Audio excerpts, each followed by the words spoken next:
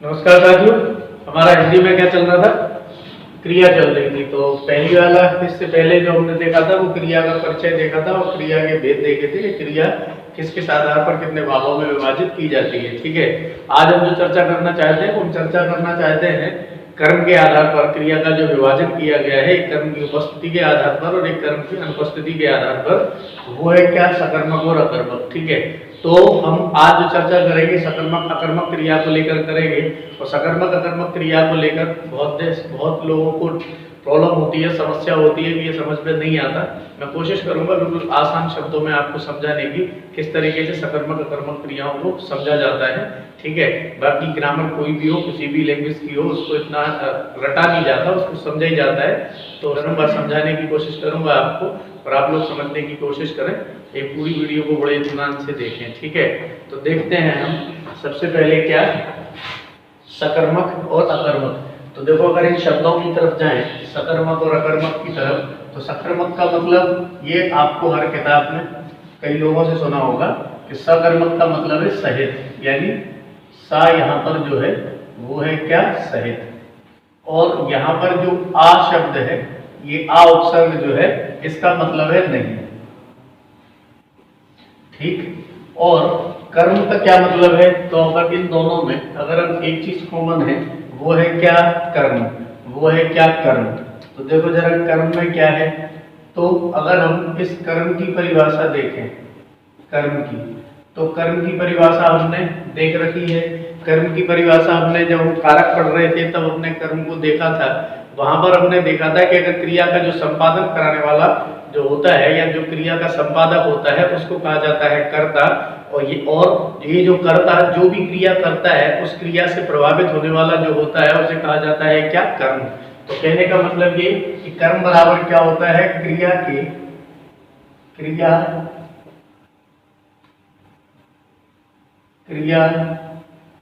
के संपादन से प्रभावित। ठीक, तो यहाँ पर जो क्रिया के संपादन से प्रभावित होता है जो शब्द, उस शब्द को कहा जाता है क्या? कर्म। तो इसका मतलब ये हुआ कि स मतलब सहित, कर्म मतलब ऐसा कि कोई एक ऐसा वाक्य होगा जिसमें क्रिया के संपादन से प्रभावित होने वाला शब्द मौजूद होगा और एक ऐसा होगा जिसमें क्रिया के संपादन से प्रभावित होने वाला शब्द क्या नहीं होगा? मौजूद नहीं होगा। तो कहने का मतलब ये हुआ क्रिया के संपादन से प्रभावित होने वाला शब्द उपस्थित हो उसे कहा जाता है सकर्मक क्रिया, और जिसमें उपस्थित नहीं होता है उसे कहा जाता है क्या? अकर्मक क्रिया। तो ये तो एक सामान्य सी बात है कि सकर्मक क्या है और अकर्मक क्या है। ठीक है, तो देखो जरा, सबसे पहले तो हमें ये समझना है, ये जानना है कि कर्म कैसे निकाला जाता है। कर्म कैसे निकाला जाता है? तो यहाँ पर क्रिया से जो प्रभावित होगा उसको हम क्या कहेंगे? कर्म। तो हमें एक वाक्य के अंदर कर्ता, कर्म और क्रिया इन तीनों को निकालना आना चाहिए, जो हमने पिछले वीडियोस में समझने की हमने क्या की है, उनको कोशिश की है। आप यहाँ पर ये देखें कि अगर मैं ऐसा एक वाक्य लिखता हूं कि मोहन रोटी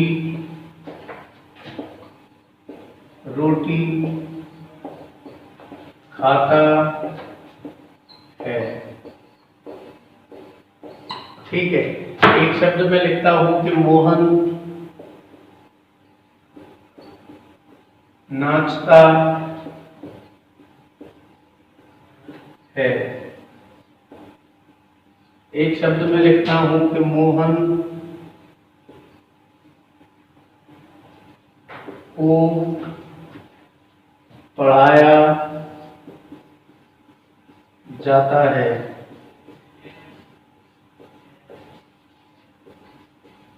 ठीक है, और भी बात हो सकते हैं। ठीक, तो अपन सबसे पहले तो ये समझ लें कि कर्ता क्या है, कर्म क्या है, क्रिया क्या है। तो हमें पता है कि क्रिया को संपादित कराने वाला कर्ता होता है। तो यहाँ पर खाने की क्रिया है, तो खाने की क्रिया का संपादन कौन करा रहा है? मोहन करा रहा है। तो यहाँ पर ये मोहन क्या हो जाएगा? कर्ता। मोहन क्या हो जाएगा? कर्ता। और खाना क्या है? क्रिया। तो ये क्या है? क्रिया। ये क्या है? क्रिया। ठीक। अब क्रिया से प्रभावित होने वाला शब्द कौन सा है? यानी क्रिया खाने की, चबाने की जब की जाएगी तो उससे प्रभावित कौन हो रहा है? रोटी। तो ये क्या है? कर्म। ये क्या है? कर्म। ठीक। तो वैसे ही अगर यहाँ पर देखें कि क्रिया का संपादन कौन करा रहा है, तो यहाँ पर भी क्रिया का संपादन कौन करा रहा है? मोहन करा रहा है। यहाँ पर जो क्रिया है, ये क्रिया किसकी है? नाचने की है। तो नाचना क्या हो गया? एक क्रिया हो गई। अब मोहन को पढ़ाया जाता है, यहाँ पर क्रिया किसकी है? क्रिया है किसकी? पढ़ने की। तो हम कहेंगे यहाँ पर ये क्या है? एक क्रिया है, पढ़ना। एक क्या है? क्रिया है। अब मोहन को पढ़ाया जाता है, इसका मतलब ये हुआ कि मोहन को पढ़ाने वाला कोई और है, लेकिन पढ़ कौन रहा है? मोहन पढ़ रहा है। इसका मतलब यहाँ पर कर्ता कौन है? अज्ञात है। कर्ता क्या है? अज्ञात है। यहाँ पर कर्ता कौन है ये पता नहीं चल रहा है, तो कर्ता इस वाक्य में क्या हो गया? अज्ञात हो गया। और यहाँ पर मोहन कौन हो गया? कर्म हो गया। मोहन कर्म क्यों हो गया? क्योंकि जो पढ़ाने की क्रिया एक अज्ञात कर्ता जो कर रहा था, वो अज्ञात कर्ता द्वारा पढ़ाने की क्रिया कराई जा रही है। यहाँ पर ये पता नहीं चल रहा है कि मैं पढ़ा रहा हूँ या कोई और पढ़ा रहा है, उसके पिताजी उसको पढ़ा रहे हैं, भाई पढ़ा रहा है, माँ पढ़ा रही है, बहन पढ़ा रही है, कौन पढ़ा रहा है पता नहीं है। तो कर्ता यहाँ पर क्या है? तो कर्ता यहाँ पर अज्ञात है, लेकिन कर्म यहाँ पर क्या है? मौजूद है। ठीक। तो पहले तो हमें ये निकालना आना चाहिए कि कर्ता कौन, कैसे निकालते हैं, कर्म कैसे निकालते हैं और क्रिया कैसे निकालते हैं। अगर हम ये समझ गए हैं कि कर्ता क्या है, कर्म क्या है, क्रिया क्या है, अब इसमें ये देखें कि उपस्थिति किसकी है। ठीक है। तो देखो, जब हम उपस्थिति की बात करेंगे कि उपस्थित इसमें अगर कर्म उपस्थित होगा तो सकर्मक होगी और कर्म अनुपस्थित होगा तो अकर्मक होगी। तो यहाँ पर देखो जरा, कर्म क्या है? उपस्थित है। यहाँ पर कर्म उपस्थित है, तो हम कह सकते हैं कि पहला वाला वाक्य में जिस क्रिया का प्रयोग हुआ है, क्रिया के जिस रूप का, वो है क्या? सकर्मक। दूसरे वाले में क्रिया क्या है? सिर्फ हमें क्या दिख रहा है? कर्ता दिख रहा है, लेकिन इस कर्ता इससे प्रभावित कौन हो रहा है पता नहीं चल रहा है। क्रिया केवल नाचने की है, इसीलिए यहाँ पर सिर्फ कर्ता है। तो क्या हो गया? अनुपस्थित हो गया। क्या? तो हम कहेंगे क्या? कर्म। तो ये क्या हो गया? अकर्मक हो गया। और यहाँ पर हमें कर्ता का पता नहीं चल रहा है, इसीलिए कर्ता तो है नहीं, क्या है? केवल कर्म है। तो ये भी क्रिया क्या हो जाएगी? सकर्मक हो जाएगी। ये भी क्रिया क्या हो जाएगी? सकर्मक हो जाएगी। तो दूसरी बात ये हुई कि आपको ये पहचानना जरूरी है, आपको ये पहचानना आना जरूरी है कि कैसे कर्म और कैसे कर्ता को निकाला जाता है एक वाक्य के अंदर से। तो यहाँ पर हमने देख लिया है कि पहले वाले वाक्य में कर्ता कर्म दोनों हैं, दूसरे वाले वाक्य में कर्ता है कर्म नहीं है, तीसरे वाले वाक्य में कर्म है कर्ता नहीं है। तो ऐसी स्थिति में हमने ये देख लिया कि जहां पर उपस्थिति, इसको कहा जाता है क्या? उपस्थिति और अनुपस्थिति। तो ये जो तीनों वाक्यों से मैंने बताने की कोशिश की है, ये बताने की कोशिश की है कि किस तरीके से ये समझे कि कर्म इसमें उपस्थित है और कर्म इसमें उपस्थित नहीं है, या फिर यूं समझे कि किस में कर्म की उपस्थिति है, किस में अनुपस्थिति है। तो इस तरीके से हम ये निकालते हैं कि किस तरीके से क्रिया से प्रभावित होने वाला शब्द यानी कर्म क्या है? मौजूद है। ठीक है। तो ये तो हुई बात किसकी? उपस्थिति और अनुपस्थिति की। अब हम बढ़ते हैं आगे और हम ये देखते हैं कि किस तरीके से हम अब इनको पहचानेंगे जब पेपर में ये आएंगे। ठीक। तो देखो जरा, सबसे पहले बात करते हैं किसकी? सकर्मक की। ठीक। तो सबसे पहले हम बात करेंगे सकर्मक क्रिया की। सकर्मक के बारे में तो इतना जान लिया, कर्म की उपस्थिति। अब इसके कुछ नियम हैं। सकर्मक क्रिया में हमेशा एक बात याद रखना है कि इसके बारे में कि कोई भी काम यदि कर्ता द्वारा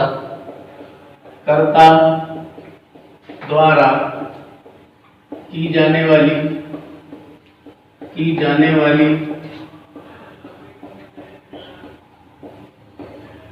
क्रिया, कर्ता द्वारा की जाने वाली क्रिया के संपादन से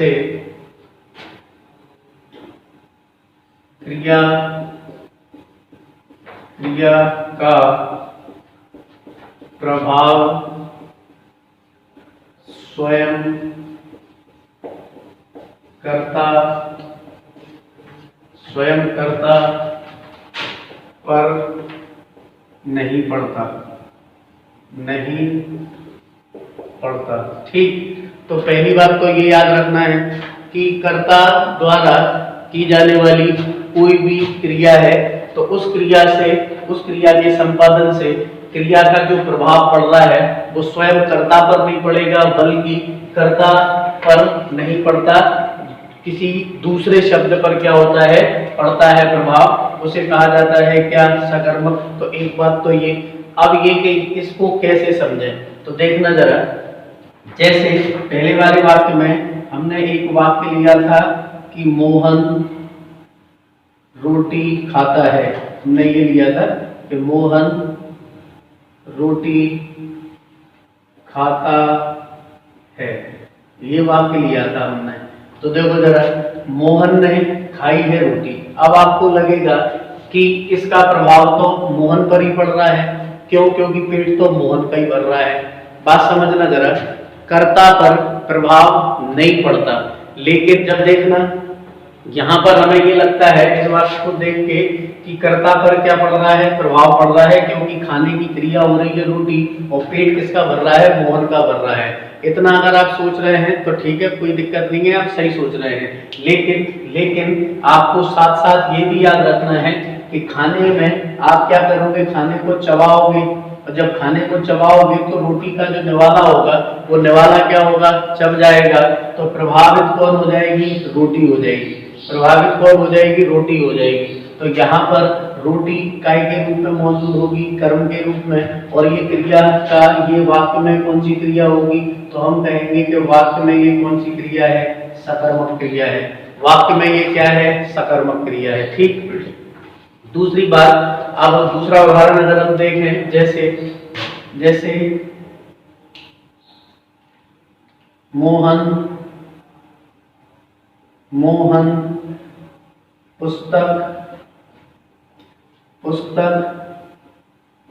पढ़ता है। मोहन पुस्तक पढ़ता है। अब देखो जरा, यहाँ पर मोहन क्या हो गया, कर्ता, क्योंकि पढ़ने की क्रिया है और पढ़ने की क्रिया है और पढ़ कौन रहा है, मोहन पढ़ रहा है। तो यहाँ पर भी हमें ये लग रहा है कि पढ़ मोहन रहा है और प्रभावित भी मोहन ही हो रहा है, क्योंकि वो खुद ही पढ़ रहा है। बात समझ रहे हो? लेकिन यहाँ पर ये बात याद रखनी है कि मोहन क्या पढ़ रहा है, मोहन पुस्तक पढ़ रहा है। मोहन क्या पढ़ रहा है, पुस्तक। तो यहाँ पर पुस्तक क्या हो गया, पुस्तक यहाँ पर हो गई कर्म। पुस्तक यहाँ पर क्या हो गई, कर्म। ठीक है, पुस्तक यहाँ पर क्या हो गई, कर्म हो गई। जैसे हम अगला वाक्य यहाँ पर देखें कि मोहन पत्र लिखता है। मोहन पत्र लिखता है। मोहन क्या करता है, पत्र लिखता है। तो देखो जरा, यहाँ पर क्रिया किसकी हो रही है, तो हम कहेंगे कि क्रिया है किसकी, लिखने की। लिख कौन रहा है, मोहन, और क्या लिख रहा है, पत्र लिख रहा है। तो यहाँ पर ये तीनों, यहाँ पर क्या है, कर्म है, ठीक है। और यहाँ पर हम कहेंगे कि ये तीनों क्या है, सकर्मक क्रियाएं हैं। ये तीनों क्या है, तीनों वाक्यों में कौन सी क्रिया है, क्रिया का कौन सा रूप है, तो हम कहेंगे कि इसमें क्रिया का क्या है, सकर्मक। दूसरा क्या है,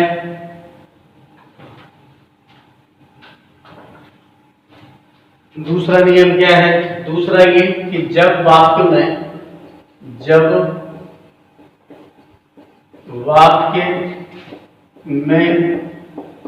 कर्ता क्या हो, अज्ञात हो।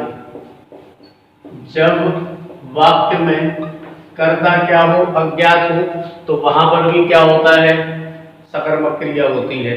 जैसे यहाँ पर हमने 3 वाक्य लिखे थे। पहला कि मोहन रोटी खाता है, वहां पर कर्ता क्या था, मौजूद था। अब हम मोहन को हटा देते हैं, बस इतना लिखे लेते हैं क्या, कि रोटी, अपन इतना लिखते हैं कि रोटी खाई गई। है। ठीक, दूसरा हमने क्या लिखा था कि मोहन पुस्तक पढ़ता है, हम ये लिख देंगे कि पुस्तक पढ़ी जाती है। ठीक, तीसरा हमने क्या लिखा था कि मोहन पत्र लिखता है। अगर हम तीसरे वाक्य को में से भी कर्ता हटा दें कि पत्र लिखा जाता है, ठीक है, तो यहां पर हम देखेंगे कि हमें यहां पर कर्ता नहीं मिलेगा। जैसे इधर अगर हम देखें तो देखो ये तीनों क्या है, यहां पर क्रिया, ये तीनों क्या है, क्रिया, ठीक है, और ये जो तीन है, ये तीन यहाँ पर क्या है, कर्म, ठीक है। कर्ता यहाँ पर क्या है, अनुपस्थित है, या फिर हम कहें कर्ता यहाँ पर क्या है, अज्ञात है। तो जब कर्ता अज्ञात होता है ऐसी स्थिति में हमेशा क्या होती है, क्रिया, तो हम कहेंगे कि ऐसी स्थिति में क्रिया सदैव क्या होती है, सकर्मक होती है। मतलब जब किसी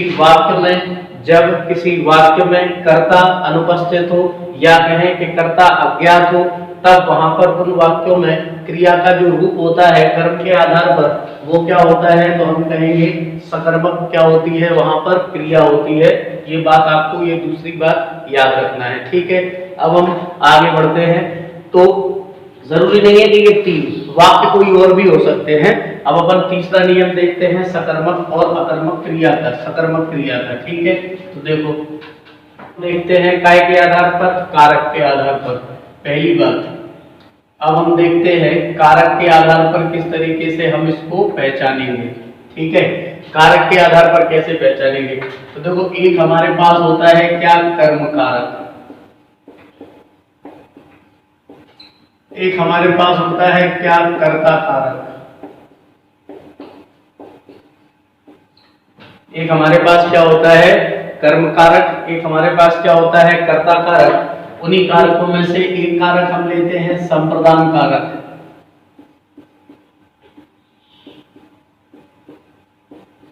कौन सा कारक, संप्रदान कारक, ठीक है। तो देखो अब हम जब हमारे पास कर्ता का, अच्छा एक हम लेते हैं क्या, करण कारक, करण कारक, ठीक। अब देखो जब हम कर्ता कारक की बात करें तो कर्ता कारक में हमको पता है कि कर्ता कारक की विभक्ति है क्या, ने, कर्ता कारक की विभक्ति क्या है, ने। हमें पता है कि कर्म कारक की विभक्ति है क्या, को।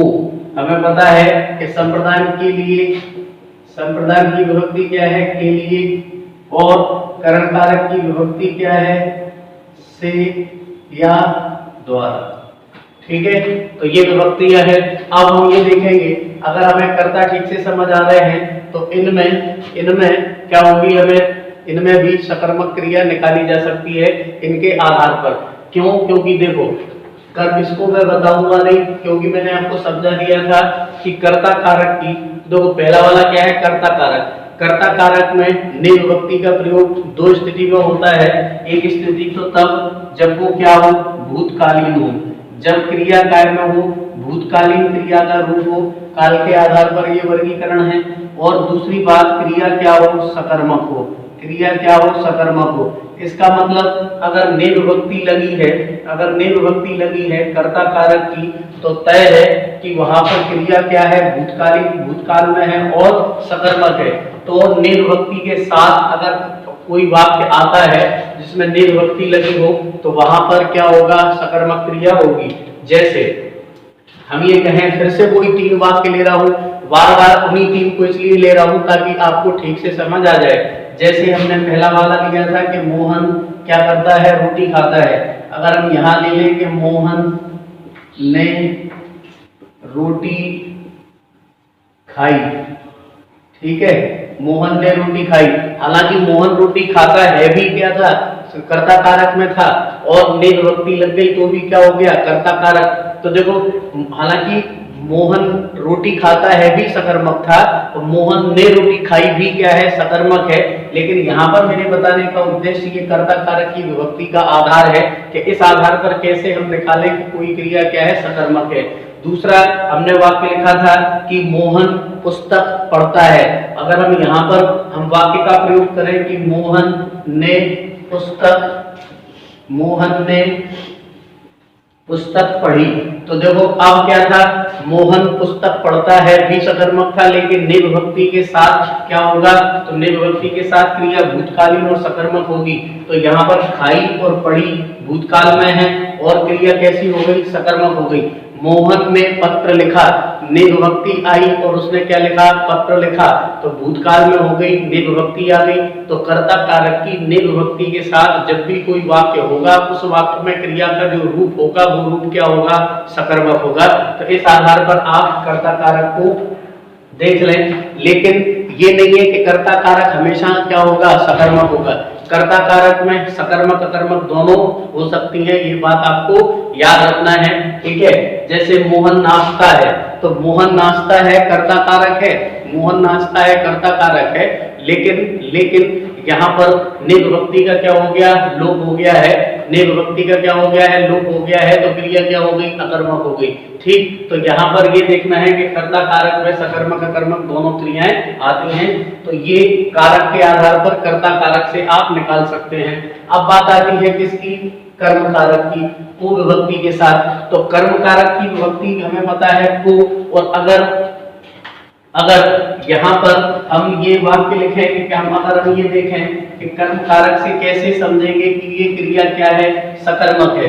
तो देखो कर्म कारक में जब भी कुछ काम किया जाता है तो वहां पर जरूर प्रभाव भी होता है, इसी वजह से तो वो कर्म कारक बनता है। जैसे अगर हमने ये कहा कि मोहन को रोटी खिलाई जाती है, तो मोहन को रोटी खिलाई जाती है, तो यहाँ पर देखो मोहन को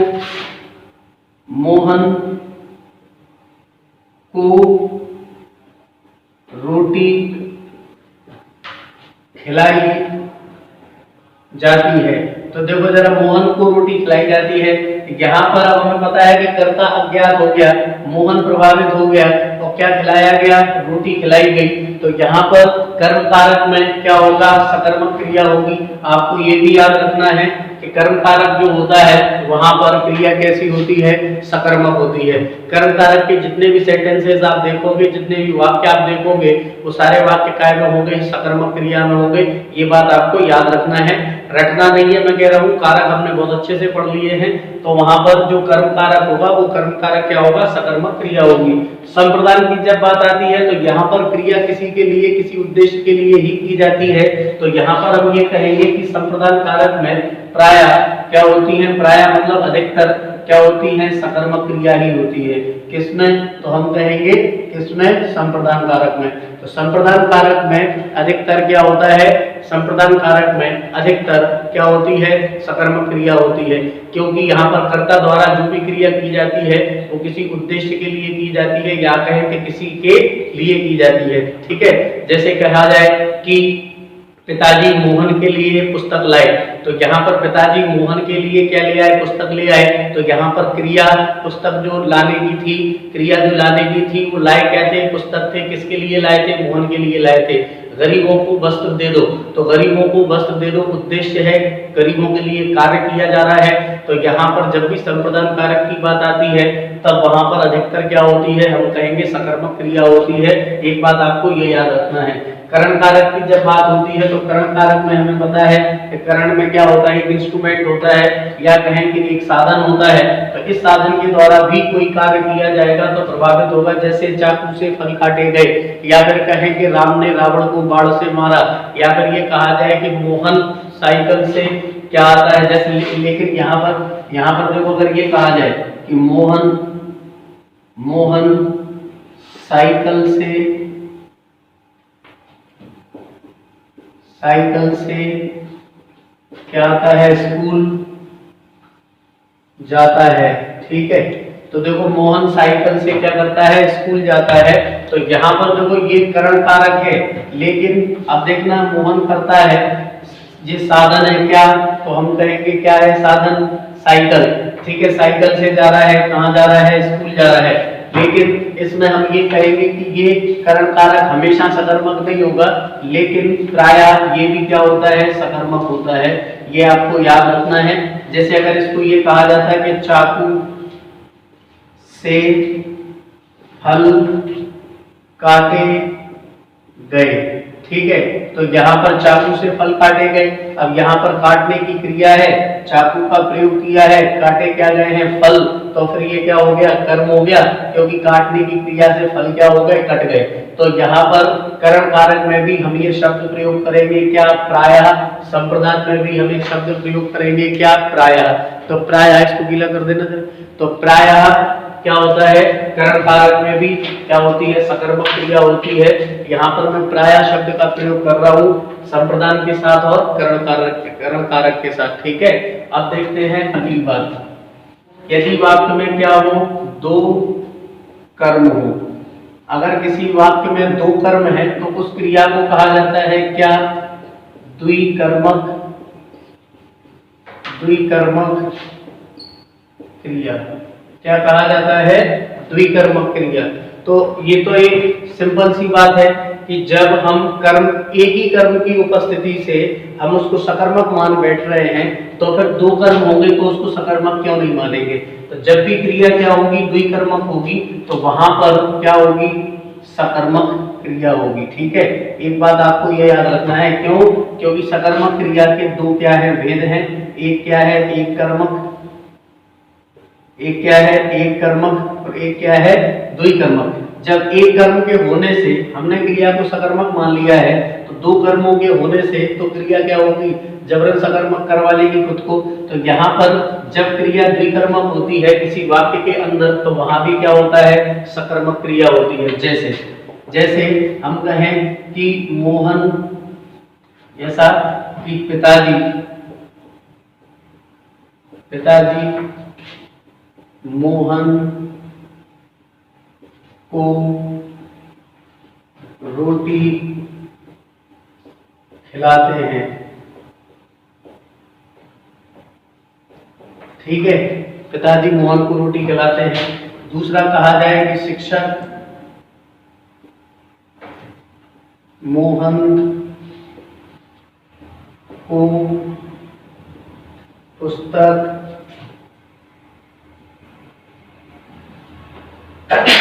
पढ़ाते हैं। तीसरा कहा जाए कि मां मोहन से पत्र लिखवाती है,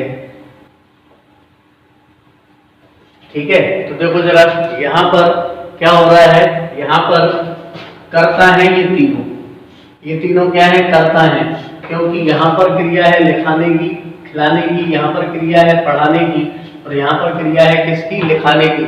और क्रिया को संपादित कराने वाला कर्ता होता है, तो पिताजी, शिक्षक और माँ, ये क्या हो गए, ये कर्ता हो गए। और खिला, ये तीनों क्या हो गई, तो ये तीनों क्या हो गई, क्रिया, ये तीनों क्या हो गई, क्रिया। अब इस क्रिया से दो लोग प्रभावित हो रहे हैं, मोहन, इधर मोहन और इधर भी मोहन, और रोटी, पुस्तक और पत्र, ये तीनों प्रभावित हो रहे हैं। तो ये तीनों क्या है, यहाँ पर कर्म है, और ये भी क्या है, कर्म है, ठीक है। तो कर्म कितने हो गए, दो। यहाँ पर इसको कहा जाएगा प्रधान कर्म, प्रधान कर्म, और इसको कहा जाएगा क्या, गौण कर्म, ठीक है। तो द्विकर्मक क्रिया में एक होता है प्रधान कर्म और एक क्या होता है, गौण कर्म। एक क्या होता है, प्रधान कर्म, एक क्या होता है, गौण कर्म। तो यहाँ पर जो प्रधान कर्म वो होता है जो मुख्य कर्म है। यहाँ पर जो मुख्य काम है वो क्या है, रोटी को खिलाना। यहाँ पर जो मुख्य काम है वो है पुस्तक को पढ़ाना। यहाँ पर जो मुख्य काम है वो है पत्र को लिखाना। लेकिन गौण हो गया कौन, मोहन, मोहन, मोहन, तो मोहन यहाँ पर गौण कर्म हो गया, और प्रधान कर्म क्या हो गया, तो हम कहेंगे रोटी, पुस्तक और पत्र प्रधान कर्म हो गए। तो यहाँ पर द्विकर्मक क्रिया में एक गौण कर्म होता है, एक प्रधान कर्म होता है। तो जब द्विकर्मक क्रिया की बात होगी तो द्विकर्मक क्रिया में क्या होगी, सकर्मक क्रिया होगी। द्विकर्मक क्रिया में क्या होगी, सकर्मक क्रिया होगी, ठीक। अब देखो अगली बात कि जब क्रिया कैसी हो, प्रेरणार्थक हो। जब क्रिया कैसी हो, प्रेरणार्थक हो, तो सभी प्रेरणार्थक क्रियाएं क्या होंगी, सकर्मक होंगी। अभी प्रेरणार्थक क्रिया क्या है ये हम आगे समझेंगे, ठीक है, ये हम आगे समझेंगे। लेकिन यहाँ मैंने बता दिया कि सभी प्रेरणार्थक जो क्रियाएं होंगी वो सभी प्रेरणार्थक क्रियाएं क्या होंगी, सकर्मक होंगी। लेकिन एक बात याद रखना है, सभी प्रेरणार्थक क्रियाएं सकर्मक होंगी, लेकिन सभी सकर्मक क्रियाएं प्रेरणार्थक हो ये पक्का नहीं है। लेकिन अगर प्रेरणार्थक है तो सकर्मक होगी, ये पक्का है। तो सभी प्रेरणार्थक क्रियाएं क्या होती है, सकर्मक होती हैं। तो ये तो बात हुई किसकी, सकर्मक क्रिया की, ठीक है। तो ये सकर्मक क्रिया क्या है। अब यहाँ पर एक चीज जो हर किताब में हर जगह आपको ये देखने को मिलती है कि क्रिया से दो शब्द लगाए जाते हैं, दो प्रश्न किए जाते हैं, एक तो क्या और एक क्या किसे, ठीक है, क्या और किसे। अब इस किसे का किसको हो जाए, कुछ हो जाए, तो इन दोनों शब्दों को क्या क्या किया जाता है, क्रिया से प्रश्न किया जाता है। अगर क्या से जो उत्तर मिल जाए, किसे से जो उत्तर मिल जाए, वही क्या होता है, तो हम कहेंगे कि वही क्या होता है, कर्म होता है, ठीक है। तो वही क्या होता है, कर्म होता है। यहाँ पर जो क्या से उत्तर मिलता है वो उत्तर कैसा होता है, निर्जीव होता है। कैसा होता है, निर्जीव होता है। और किसे से जो उत्तर मिलता है वो कैसा होता है, सजीव होता है। तो हम कहेंगे कि जो हम वाक्य लेके चल रहे थे, एक वाक्य हमने लिया था कि मोहन रोटी खाता है, तो प्रश्न अगर खाने वाली क्रिया से किया जाए कि क्या खाता है, तो उत्तर निकल के आता है क्या, रोटी।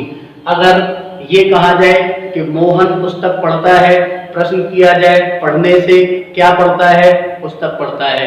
अगर ये कहा जाए कि मोहन पत्र लिखता है, क्या लिखता है, पत्र लिखता है, तो यहाँ पर हमें क्या से क्या मिल जाते हैं, उत्तर मिल जाते हैं। तो जब क्रिया से क्या लगाने से उत्तर मिल जाता है तो वहां पर क्रिया क्या होती है, सकर्मक होती है। और हमने लिखा कि माँ मोहन से पत्र लिखवाती है, तो किससे की जगह किस से कर दे, किस से लिखवाती है, मोहन से लिखवाती है। क्या लिखवाती है, पत्र लिखवाती है। तो वहां पर हमें किसी का भी उत्तर मिल गया, क्या का भी उत्तर मिल गया, तो क्या हो गया, यहाँ पर ये द्विकर्मक हो गई। क्या से उत्तर जो निकला वो प्रधान हो गया, किसी से उत्तर निकला वो क्या हो गया, गौण हो गया या अप्रधान हो गया। तो यहाँ पर ये हमें कई जगह आपको देखने को मिला होगा कि क्या और किसे से प्रश्न करें, उत्तर मिल जाएगा, तो वहां पर क्या होगी, सकर्मक क्रिया होगी। लेकिन मेरा भी आपसे एक प्रश्न है, वो ये कि अगर मैं यहां पर लिखूं कि पानी बहता है, पानी बहता है। अगर मैं यहां पर लिखूं कि पत्ते गिरते हैं, ठीक है, पानी बहता है, पत्ते गिरते हैं, ठीक है। अगर हम यहां पर लिखें हवाई जहाज उड़ता है, ठीक, तो देखो यहां पर हमें उत्तर मिल रहा है क्या का, क्या बहता है, पानी, क्या गिरते हैं, पत्ते, क्या होता है, हवाई जहाज, ठीक। लेकिन यहाँ पर तो क्या ये सकर्मक हुई, तो ये सकर्मक नहीं हुई, ये सकर्मक नहीं हुई। अब प्रश्न ये उठता है कि अधिकतर तो ये होता है, प्रायः तो ये होता है कि इन दोनों से मिल जाने पर उत्तर हम सकर्मक मान लेते हैं। लेकिन हम सकर्मक इसको तब नहीं मानेंगे जब इनसे प्राप्त होने वाला उत्तर हमें किसी कर्ता को प्रस्तुत कर दे। इनका उत्तर अगर हमें क्या कर दे, किसी कर्ता के प्रस्तुत कर दे, तो वहां पर अकर्मक क्रिया हो जाएगी। क्या से हमें कर्म मिलना है, लेकिन देखना जरा, बह रहा है, क्या बह रहा है, पानी। तो जब पानी बह रहा है और हमें पता है कि क्रिया का संपादन अगर जो व्यक्ति करता है, जो शब्द करता है, उस शब्द को कर्ता की संज्ञा दी जाती है, तो पानी यहाँ पर कर्ता के रूप में प्रयोग हुआ है, पत्ते यहाँ पर कर्ता के रूप में प्रयोग हुए हैं, और हवाई जहाज भी यहाँ पर क्या हुआ है, कर्ता के रूप में क्या हुआ है, प्रयोग हुआ है। बात आ गई समझ में। तो यहाँ पर हमें क्या से उत्तर देने से, पानी, ये जो पानी, हवाई जहाज और पत्ते हैं, ये कर्ता के रूप में प्रयोग हुए हैं, ना कि कर्म के रूप में, इसीलिए ये कर्ता है। इसी वजह से से क्या और किसे से, ये हमें ठीक से देख लेना है कि अगर इस तरीके से उत्तर मिलता है तो क्या का उत्तर मिलने के बाद भी क्रिया क्या हो जाएगी, अकर्मक हो जाएगी, और अगर हमें कर्म का उत्तर मिलता है तभी क्रिया क्या होगी, सकर्मक होगी। ये बात आपको याद रखना है। तो ये है क्या, सिर्फ सकर्मक क्रिया। ठीक, अब देखें तो देखो जरा, आज हमने केवल चर्चा की किसकी, सकर्मक क्रिया की, कि सकर्मक क्रिया क्या है, ठीक है, कि सकर्मक क्रिया को कैसे क्या किया जाता है, पहचाना जाता है। दूसरी चर्चा करेंगे अगले वीडियो में, वो हम करेंगे किसकी, अकर्मक क्रिया की, कि अकर्मक क्रिया क्या होती है, किस तरीके से अकर्मक क्रिया को देखा समझा जाता है। ठीक है, तो आज हमने केवल सकर्मक क्रिया को देखा। वीडियो बड़ी हो रही है इसीलिए मैं वैसे आज ही समझाने वाला था सकर्मक और अकर्मक, लेकिन लेक्चर बड़ा हो रहा है। ठीक है, तो मैं इसको आज यही खत्म करता हूँ। अब अगले लेक्चर में मुलाकात करेंगे और समझेंगे कि अकर्मक क्रिया क्या है। आप सारी वीडियो को पूरी इत्मीनान से देखा कीजिए, आपको एक एक चीज समझ आ जाएगी। और अगर आप ठीक से नहीं देखते हैं तो फिर तो भगवान ही मानेंगे भाई। ठीक है, तो बाकी चर्चा हम बाद में